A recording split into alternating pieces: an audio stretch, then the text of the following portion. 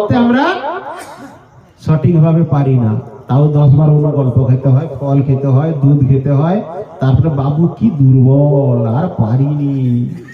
আবার কালকে ডাক্তার যদি বলে বাবা, এখন তো ছুটছে সব, আমরা তো আমাদের যেটা স্বাভাবিক আহার তা তো গ্রহণ করি না। বাঙালি খুব বডি প্রিয়, যে বডিকে নিয়ে গিয়ে গোবর জলা ছড়া দিয়ে জায়গা শুদ্ধ করে, ঘর শুদ্ধ করে, আর বাজার থেকে ঘরের খাঁটি গরুর দুধ বিক্রি করে ওই ডেড বডি পচা কিনে নিয়ে এসে সেখানে রান্নাঘরে স্নান দিয়েছিলি, তাই গৌর ব্রহ্মানন্দে। তাহলে সেই শরীর সুস্থ থাকবে কি করে? আবার আমরা সেই শরীরকে সুস্থ রাখার জন্য ডাক্তারের কাছে যাই। ডাক্তারের একটা কোনো যদি পরামর্শ দেয় যে বাবু তুমি শুধু পেঁপে সিদ্ধ করে খেয়ে থাকো, তাহলে কিন্তু বাঁচার জন্য, আমি জানি মরবো, এ জগৎ থেকে বাঁচতে এসেছি আমরা, কিন্তু সবাই চাই আমরা বাঁচবো। বাঁচার জন্য এত যুদ্ধ কিনা বলুন? কে মরার জন্য যুদ্ধ করছে? কেউ করতেছে? সবাই তো বাঁচার জন্য। যে 80 বছরের বুড়া সেও দেখবেন লাঠি ঢুকে বাঁচার জন্য কি করতে হবে বাবু, কি করলে আমি ভালো থাকবো, কি করলে আরো ভালো থাকবে, সে আরো বাঁচবে, আরো বাঁচার আশা। তাহলে মানুষের মধ্যে এইভাবে ঐহিক পারত্রিক সুখের অনুসন্ধানে আমরা দৌড়াচ্ছি। তাহলে এখানে বলছেন যে শরণীয় একমাত্র ভগবান। তাহলে সেই ভগবানের শরণাগত হতে হবে। তৎসঙ্গে কি বলছেন?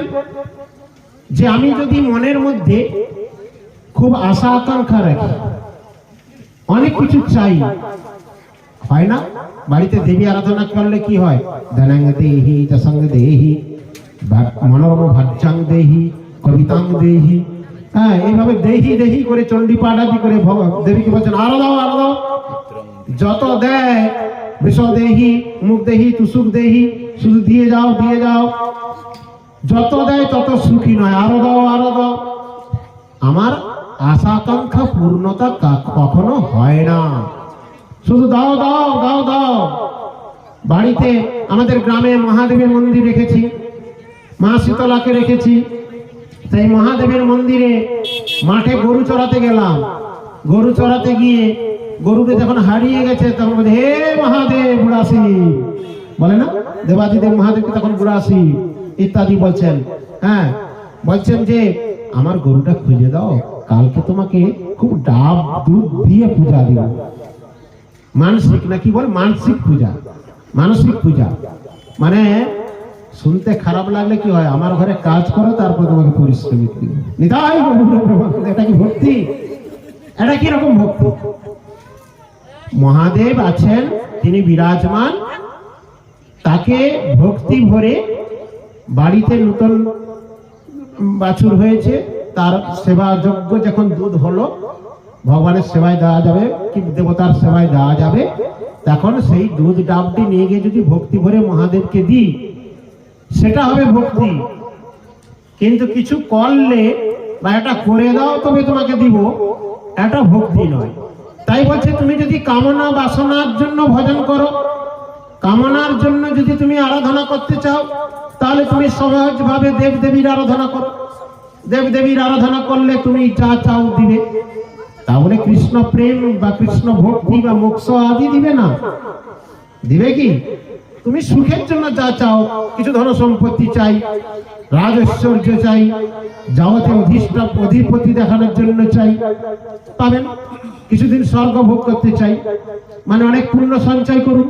পুণ্য সঞ্চয় করলে স্বর্গে যাবেন, স্বর্গে গিয়ে আপনার পুণ্য শেষ, পুনর্মুষিকে ভব, আবার এই ধরণী মণ্ডলে উপস্থিত হবেন কোনো না কোনো জন্মগ্রহণ করে। অনেক খাটাখাটনি করে কিছু অর্থ সংগ্রহ করেছেন, সেই অর্থের জন্য প্রাইভেট গাড়ি ভাড়া আদায় করে দীঘা কিংবা পুরী বেড়াতে চলে গেলেন। হোটেল রেস্টুরেন্টে থাকলেন, যতক্ষণ অর্থের বাহাদুরি ততক্ষণ লম্পজম্পাদি করলেন, কাছের টাকা শেষ, চলো ঘর, পুনরায় ঘর ঘর। ঠিক তদ্রূপ অনেক পুণ্য সঞ্চয় করলাম, চলে গেলাম স্বর্গে, চলে গেলাম ব্রহ্মলোকে, সে চলে এলাম কৈলাস পর্বতে, দেবাদিদেব মহাদেবের আরাধনা করি, যা আরাধনা করি তার লোকে জানতি দেব ইয়ান্তি দেবব্রতা দেবান। আমি যদি দেবতার আরাধনা করি আমি দেবলোকে যাব, যেভাবে যার আরাধনা করবো আবার সেই লোকে যাব, আবার কর্মফল অনুযায়ী আমি এইখানে আসবো। তাহলে পুনরপি জননং পুনরপি মরণং পুনরপি জননী জঠরে, এই জীবন চক্রের নেই আমরা অতিবাহিত হচ্ছি, পুনর্জন্ম হচ্ছে, আবার মৃত্যু হচ্ছে, আবার নতুন দেহ ধারণ করছি, আমার কর্মফল অনুসারে আমি ফল ভোগ করছি। তো এটা কিন্তু আমাদের জায়গা নয়। প্রথমেই যে বলেছিলাম আত্মার কথা, সেই শ্রীমদ্ ভাগবত গীতায় সাংখ্য যোগের 2য় অধ্যায়ে যেমন এই পরিত্যাগ করে যেমন নতুন বস্ত্র ধারণ করি, তেমন আত্মা এই দেহকে পরিত্যাগ করে নতুন দেহ ধারণ করে। সেই আত্মা প্রসঙ্গে বলতে গিয়ে পরবর্তী শ্লোকে কি বলেছে? নৈনং ছিন্নন্তি শস্ত্রাণি নৈনং দহতি পাবক ন চৈনং ক্লেদয়ন্তি আপ ন শশয়তি মারুতঃ। সেই আত্মাকে নৈনং ছিন্নন্তি শস্ত্রাণি, তাকে অস্ত্র শস্ত্রের দ্বারা ছেদন করা যায় না। নৈনং ছিন্নন্তি শস্ত্রাণি নৈনং দহতি পাবক, তাকে পাবক মানে কি? অগ্নির দ্বারাও দাহ করা যায় না। না চৈনং ক্লেদয়ন্তি আপ, তাকে জলেও ভিজানো যায় না। ন শোষয়তি মারুতঃ, বাতাসেও শুকানো যায়? বাতাসেও শুকানো যায় না। এইরকম একটা পাওয়ারফুল বস্তু হচ্ছে আত্মা। তার পরিমাণ কিরকম জানেন? সেই আত্মার একটা পরিমাণ তো রয়েছে। আমাদের শরীরে যেমন একটা ওজন বা তার রয়েছে, তাহলে আত্মারও তো একটা আয়তন আদি তার পরিমাণ রয়েছে। কি বলেছেন? কেশাগ্র শতে ভাগেষু শতাংশ সদৃশ আত্মক জীব সূক্ষ্ম স্বরূপয়ং সংখ্যাতীত হি চিৎকন। এটা খুব ইম্পর্টেন্ট বস্তু, খুব গুরুত্বপূর্ণ জিনিস। কেশাগ্র শতেক ভাগ, আপনার মাথার চুলকে 100 ভাগ করুন। পূর্ণ শতাংশ সদৃশ আত্মক, সেই এক খণ্ডকে আবার 100 ভাগ করুন। ঠিক তদ্রূপ হচ্ছে আত্মা। দেখা যাবে চোখে? খালি চোখে দেখা যাবে? জীব স্বরূপায়ম, জীব সূক্ষ্ম স্বরূপায়ম, সূক্ষ্ম ভাবে সেই জীব আত্মা, তাকে কি বলা হয়? জীব আত্মা। কিন্তু তিনি কি? সংখ্যাতীত হি চিৎকন, তিনি চিন্ময় বস্তু। হতে পারে কণা, সেটা আছে বলে এত বাহাদুরি। সে যখন এই দেহ ছেড়ে চলে যাবে তখন মাটির দেহ মাটি হবে, পুড়ে হবে ছাই। বাউল গানে বলেছেন। তাই বলছেন সেই আত্মার এই পরিমাণ কেশাগ্র শতেক ভাগ পুনঃ শতাংশ করি, তার সূক্ষ্ম রূপ জীবের স্বরূপ বিচারী। তাহলে এরকম স্বরূপ বিচার করছেন আত্মা। তাহলে সেই আত্মার সঙ্গে পরমাত্মার সম্পর্ক কি? জীবাত্মার সঙ্গে পরমাত্মার কি সম্পর্ক আছে বলুন? পরমাত্মাও চিৎকন চিন্ময়, জীবাত্মাও চিন্ময়। তাই বলছেন যে জীবাত্মার সঙ্গে পরমাত্মার সম্বন্ধ যুক্ত, সেই সম্বন্ধ আমরা এই জগতের আমাদের স্থান নয়। কথার অর্থ বুঝতে পারছেন? কথাটার অর্থ হচ্ছে আমি আমার, অর্থাৎ আমার মধ্যে যে জীবাত্মা রয়েছে, ওই জীবাত্মার স্থান কিন্তু আমাদের এটা নয়। এই জগতে আমরা কেন এসেছি? না আমরা মায়ার বশীভূত হয়ে কামনার দ্বারা এই ধরণী মণ্ডলে এসেছি, এই ভূলোকে এসেছি। 14 ভুবনের এটা হচ্ছে ভূলোক। ভূ ভব স্বর্গ জন মহ তপ সত্য।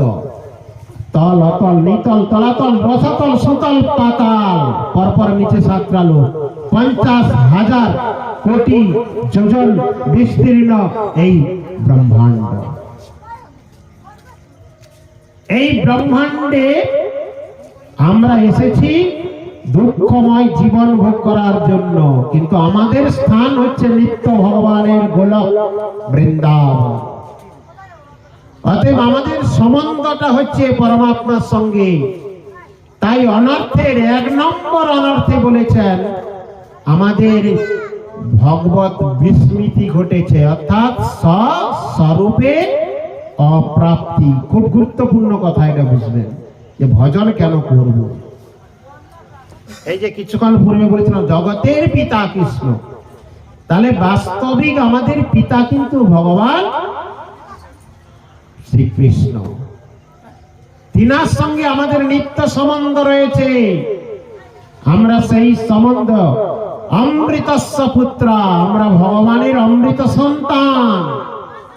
আমরা সেই ভগবানের সন্তান হয়ে ভগবানকে ভুলে গেছি বলে এই জগতে ত্রিতাপ জ্বালায় দগ্ধীভূত হচ্ছি। আর এখান থেকে বেরোনোর একমাত্র উপায় তার শরণাগত হওয়া। তার শরণাগত কিভাবে হবে? ওই পূর্বে যেটা বললাম যে মনস্কামনা করে ভক্তি করলে হবে না। গৌড়ীয় বৈষ্ণবগণ, গৌড়ীয় মিশন, গৌড়ীয় মঠ, সাধু সন্তগণ যে ভজনের শিক্ষা দিচ্ছেন সেটা হচ্ছে অহেতুকী ভক্তি। যে ভক্তিটা কোনো বিনিময় থাকবে না, যে ভক্তির মধ্যে কোনো গোজানো মিশানো আদি থাকবে না। সর্বোপাধি বিনির্মুক্তং তৎপরত্বেন নির্মলং হিসিকেন হিসিকেশ সেবনম ভক্তিরুচ্যতে। উচ্চতম ভক্তির কথা বলছেন। সর্বোপাধি, কোন প্রকার উপাধিযুক্ত ভক্তি নয়। যে ভক্তি করলে আপনার নিত্য মঙ্গল সাধিত হবে, যে ভক্তির দ্বারা, যে হরিনাম কীর্তনের দ্বারা ভগবানকে লাভ করবেন, সেটা সম্বন্ধ যুক্ত হয়ে ভজন করার কথা বলেছেন। আপনার সঙ্গে যদি ভগবানের সম্বন্ধ না হয়, আপনি যদি ভগবানের প্রতি শরণাগত না হয়, তাহলে আপনাকে ভগবান রক্ষা করবে না, আপনি ভগবানের কাছে যেতে পারবেন না। পূর্বে যে বলেছিলাম, কি বলেছিলাম, আপনি যদি ভগবানের সঙ্গে সম্বন্ধ না হয়, যেমন আপনার সঙ্গে আপনার সন্তানাদির সম্বন্ধ রয়েছে বলে তার বিপদে আপনি ছুটে যাবেন, মা বাবা ডাকলেই আপনি ছুটছেন, ঠিক তদ্রূপ আমরা যতক্ষণ না ভগবানের সঙ্গে সম্বন্ধ যুক্ত করি ততক্ষণ আমাদের ডাক ভগবানের কাছে পৌঁছাচ্ছে না। তাহলে কি মঙ্গল হবে না? আমরা যে নাম কীর্তন করছি মঙ্গল হবে না? শাস্ত্র বলছে হবে, 100% হবে না। এক কৃষ্ণ নামে যে পাপ হরে, পাপের সাধ্য নাহি এত পাপ করে। আমরা তো কত কৃষ্ণ বলছি, এক কৃষ্ণ নাম করলে এত পাপ হরণ হয়, পাপের সাধ্য নাই এত পাপ করা। তাহলে আমরা কত কৃষ্ণ বলতেছি, বলি না, কতবার ভগবানকে ডাকছি, তাহলে আমাদের পাপ হরণ হচ্ছে কেন? কোটি জন্ম যদি করে শ্রবণ কীর্তন তথাপি না পায় ব্রজের ব্রজেন্দ্র নন্দন। কোন কথাটা মানবো তাহলে বলুন? এই যে বড় তাৎপর্যময় কথা, এগুলো যদি উপলব্ধি হৃদয় দিয়ে না করেন, বুঝতে যদি না পারে, তাহলে ওই যাওয়া আসা হবে সার। যেখানেই ধর্ম কথা ছুটলাম, একটু হরি কথা শুনলাম, একটু ঘুমালাম, প্রসাদ বলে দিল, কোথাও প্রসাদ খেলাম, কোথাও বা প্রসাদ নবী অনেক কিছুই খেলাম। কারণ প্রসাদ তো, প্রসাদ পাওয়া বড় দুর্লভ। কারণ জগতে তো প্রসাদ জানেন তো, ওই ঠাকুরের ভোগ যে কি হচ্ছে, ঠাকুরকে মানে এগুলো বললে খুব সমালোচনা হয়। মহাপ্রভু অনেক বিগ্রহাদি নিয়ে বর্তমান কলিযুগে প্রচুর ব্যবসা চলছে।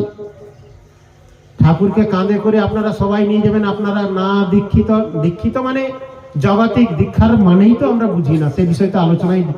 এখন 1 ঘন্টা ভাগবতের শাস্ত্র তো সমুদ্র তুল্য, কতটুকু বা আলোচনা করব, কতটুকু বা আপনি 1 ঘন্টায় বুঝে, আবার অধিক আলোচনা করলেও তো আপনার মেমোরিতে লোড হচ্ছে না।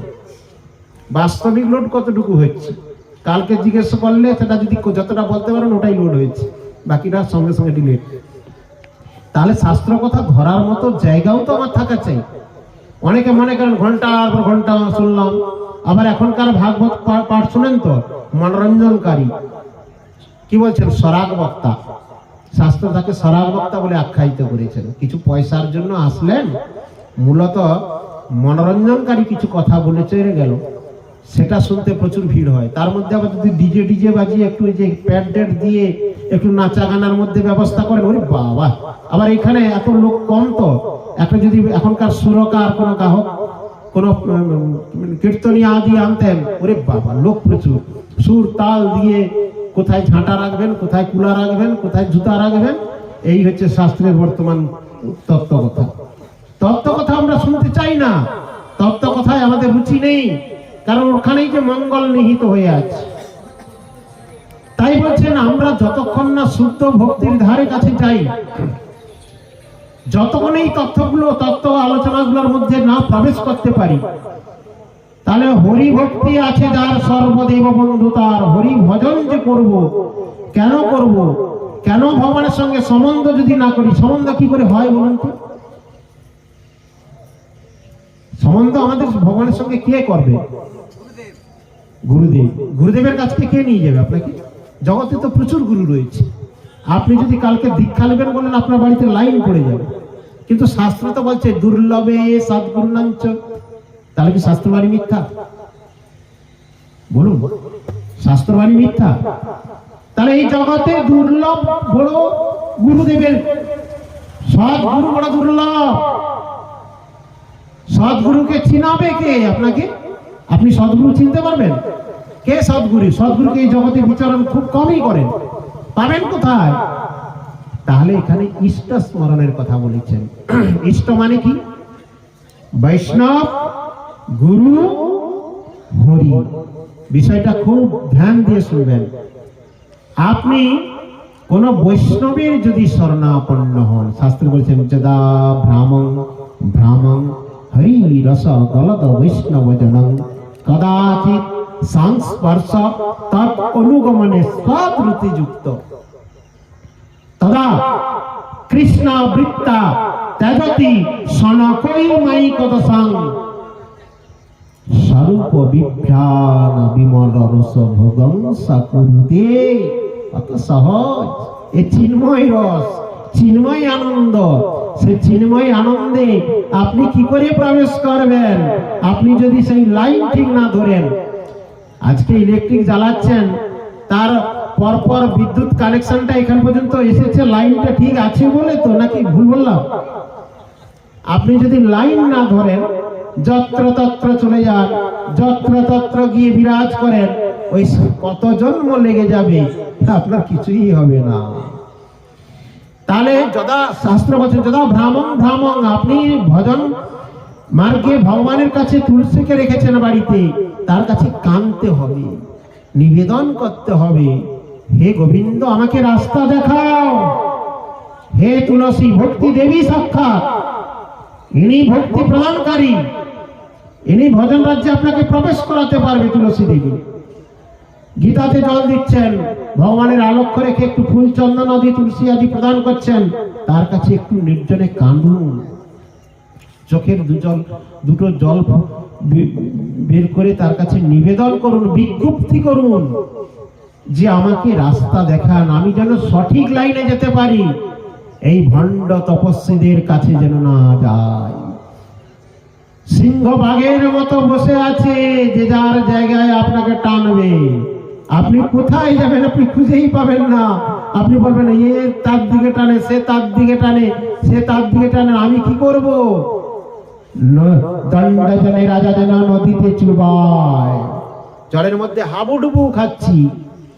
তাহলে যদি সুকৃতিবান হই, যদি কোনো কি বলছেন ব্রাহ্মণ হরি রস গলদ বৈষ্ণব জন, যিনি হরি রসে বিগলিত, ভগবত সেবায় বিগলিত কোন বৈষ্ণবের প্রতি আপনার আসক্তি হয়, রতি জন্মায়, তিনার কৃপা কটাক্ষয় যদি আপনি পড়েন, তার প্রতি যদি আপনি শরণাগত হন, তার দ্বারা আপনি কি হবে, আপনার মনের যত সংশয়, যত তমবৃত্তি আদি রয়েছে, সেগুলা পরস্পর আলোচনার মাধ্যমে, কথাবার্তার মাধ্যমে সদা কৃষ্ণাবৃত্তা, সেখানে কার কথা হবে, ভগবানের কথা হবে, কৃষ্ণের কথা হবে। সেই কৃষ্ণের কথার ফলে আপনার তমতা যে মনের মধ্যে, হৃদয়ের মধ্যে বাসা বেঁধে রয়েছে, ওটা দূরীভূত হবে। তদা কৃষ্ণবেতা ত্যাজতি, তখন আপনি মায়িক দশা পরিত্যাগ পূর্বক আপনি তার শরণাগত হলে তিনি আপনাকে নিয়ে যাবে গুরুদেবের কাছে। গুরুদেবের কাছে, সঠিক সদ্গুরুর কাছে যখন পৌঁছাবেন, সেই গুরুদেব তখন আপনাকে কি করবে, প্রথম নামাশ্রয় দিবে। দীক্ষা অনেক দূরে, দীক্ষা তো সহজ নয়। হাটে বাজারে দীক্ষা বলে যেগুলো চলছে না, দীক্ষা নয়। দীক্ষা মানে কি জানেন? সময় আছে একটু শুনুন। দীক্ষা মানে কি? হরিভক্তি বিলাসে বলেছেন, দিব্য জ্ঞানং যত দদাত কুজ্জাত পাপস্য সংখ্যয়া তস্মাৎ দীক্ষেতি সপ্রোক্তা দেশৈকস্তত্ত্ববিদ। কত সুন্দর ভাবে শাস্ত্রের বাণী বলেছেন, দিব্য জ্ঞানং যতই দদাত। আপনার মধ্যে যখন দিব্য জ্ঞান প্রদান হবে, দিব্য জ্ঞান প্রদান করবেন, কুজ্জাত পাপস্য সংখ্যয়া, সেই দিব্য জ্ঞান প্রদান যে অনুষ্ঠান, সেই অনুষ্ঠান যখন হবে, তৎক্ষণাৎ আপনার পাপ রাশি ধূসীভূত হবে। তস্মাৎ দীক্ষেতি সপ্রোক্তা, সেই অনুষ্ঠানটাকে দীক্ষা বলে অভিহিত করেন কে? দেশৈকস্তত্ত্ববিদ, দেশত্ব পণ্ডিতগণ। দীক্ষা কালে শিষ্য করে আত্মসমর্পণ, সেই কালে কৃষ্ণ তারে করে আত্মসম, সেই দেহ করে তার চিদানন্দময়, চিদানন্দ দেহে তার চরণ ভজয়, অপ্রাকৃত দেহে তার চরণ ভজয়। নিতাই গৌর প্রেমানন্দে, হরি হরি বল। সেই দিব্য জ্ঞান যখন প্রদান হবে, তখন আপনার ভগবানের সঙ্গে কি হবে? সম্বন্ধ হবে। ভগবানের সঙ্গে সম্বন্ধ হলে তখন আপনার আবেদন নিবেদন আদি ভগবান শ্রবণ শুনবেন, আপনার সেবা গ্রহণ করবেন। শাস্ত্রে বলেছেন, যথা কাঞ্চনতং কাংসং রসা বিধানেন তথা দীক্ষা বিধানেন দ্বিজত্বং জায়তে নির্ণাম। আপনি ভগবানের সেবা পূজার অধিকার তখন লাভ করবেন, কখন? যখন আপনি দীক্ষা লাভ করবেন। তাই বলছে, যেমন কাংসা তথা কাঞ্চনতং কাংসং রস বিধানেন, কাঁসাকে রস বিধানের দ্বারা স্বর্ণত্ব প্রাপ্তি হয়, তথা দীক্ষা বিধানেন দ্বিজত্বং জায়তে নির্ণাম।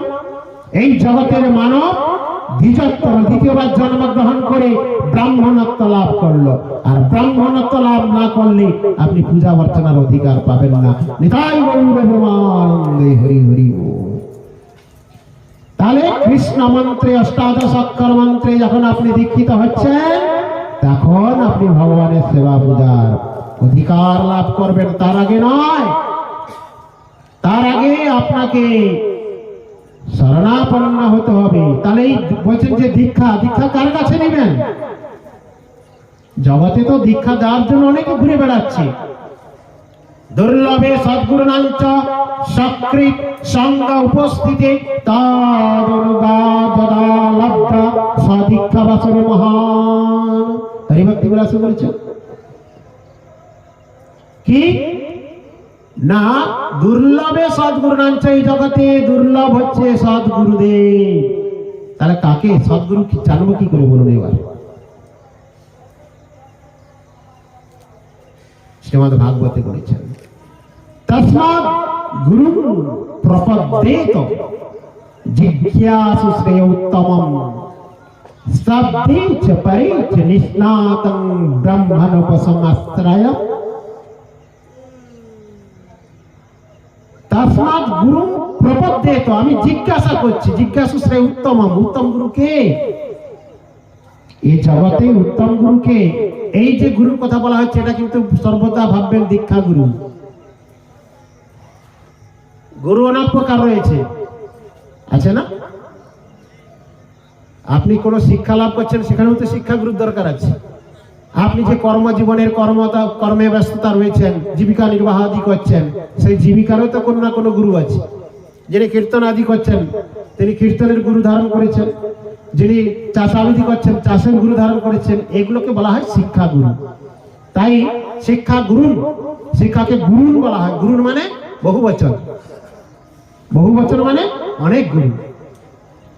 কৃষ্ণদাস কবিরাজ গোস্বামী পাদ শ্রী চৈতন্য চরিতামৃত গ্রন্থে বলেছেন না, বন্দে অহং শ্রীগুরা শ্রীযুত পদকমলম শ্রী গুরুন বৈষ্ণবাংশ।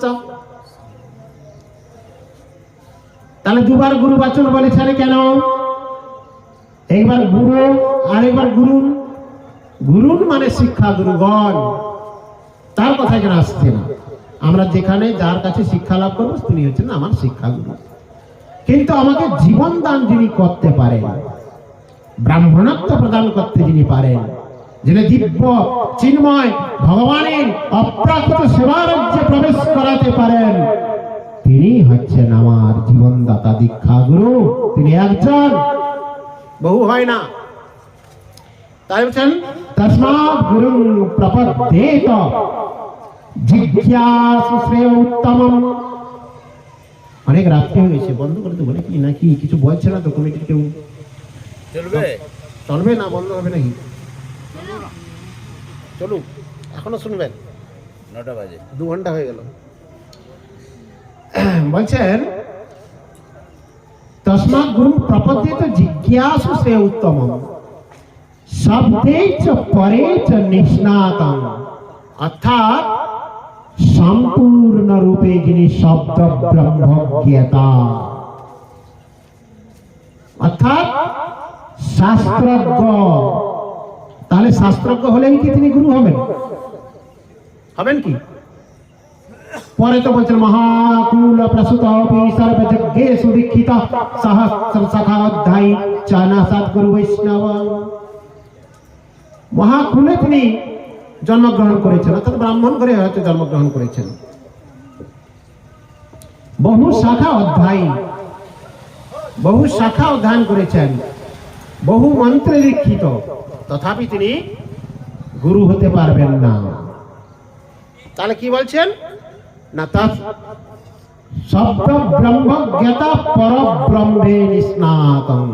যেমন তিনি শব্দ ব্রহ্মজ্ঞাত হবেন, যিনি সমস্ত শাস্ত্রজ্ঞ হবেন, তার সঙ্গে পরব্রহ্মে নিষ্ণাতং, সাক্ষাৎ ভগবানের সঙ্গে যার সম্বন্ধ, অর্থাৎ ভগবানের নিত্য প্রিয়জন, ভগবানের নিত্য পার্ষদ, বৈকুণ্ঠের প্রতিমূর্তি তিনি গুরুদেব।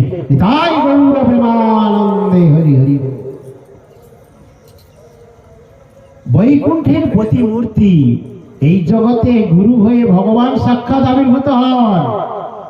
সে গুরু বড় দুর্লভ, মহান্ত গুরু যাকে বলা হয়, আচার্য। সমগ্র পৃথিবীতে এক একটা সম্প্রদায়ের একজন আছেন, আমনায় ধারা গুরু যে সে হতে পারে না। বুঝতে পারলাম?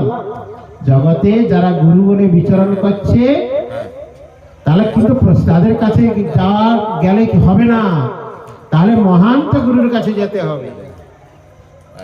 সেই মহান্ত গুরুকে এক সম্প্রদায়ের আচার্য, যিনি সমগ্র পৃথিবীতে একজনই আছেন, সমগ্র পৃথিবীতে একজনই আচার্য। আমনায় ধারা, আমনায় ধারা মানে কি? একজন গুরুদেব, তিনি যখন অপ্রকট হচ্ছেন, পরবর্তী আচার্য তিনি নিরূপণ করে গেছেন। তিনি আচার্য কাজে নিয়োজিত হলেন। হাজার হাজার সন্ন্যাসী, হাজার হাজার সাধু সন্ন্যাসী থাকলে সবাই দীক্ষা প্রদান করে না। আপনারা যারা মহান্ত গুরুর কাছে গিয়েছেন, সেই সম্প্রদায়ভুক্ত হয়েছেন, তারা জানেন অনেক সাধু সন্ন্যাসী আছে, কিন্তু আপনাকে দীক্ষা কিন্তু দিবে একজনই, তার কাছে আপনাকে পৌঁছাতে, তার কাছে পৌঁছিয়ে দিবে আপনাকে। তাতে সেটাকে বলা হয় আমনায় ধারা বা গুরু পরম্পরা ধারায়, আমনায় ধারায় স্নাত আচার্য। সেরকম গুরুর কাছে পৌঁছলে ভগবানকে নিশ্চয়ই পাওয়া যাবে, ভগবানের আরাধনা করা যাবে। যাক, এখানেই সমাপ্ত করলি। পরবর্তী যদি কোনো সময় হয় বিস্তারিত আলোচনা করব। তো অল্প সময়ের মধ্যে অল্পভাবে বিভিন্ন জায়গায় কথা বললাম। একটু লীলাসূচক হলে ভালো হতো, কিন্তু লীলার দিকে যাওয়ার সময়ও নেই, আবার সেই সময় ধৈর্য, আবার অতিরিক্ত কথা আমরা ধরে রাখতে পারি না।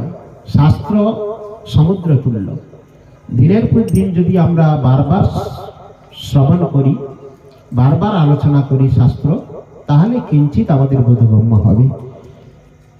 নিতাই গৌর প্রেমানন্দে হরি ওম। যদক্ষরং পরিভ্রষ্টং মাত্রহীনং চ যদ্ভবেৎ পূর্ণং ভবতু তৎসর্বং তৎপ্রসাদাৎ জনার্দনঃ। वंशाकल्पतरुभ्यश्च कृपा सिन्धुभैव च पतितानां पावनेभ्यो वैष्णवेभ्यो नमो नमः।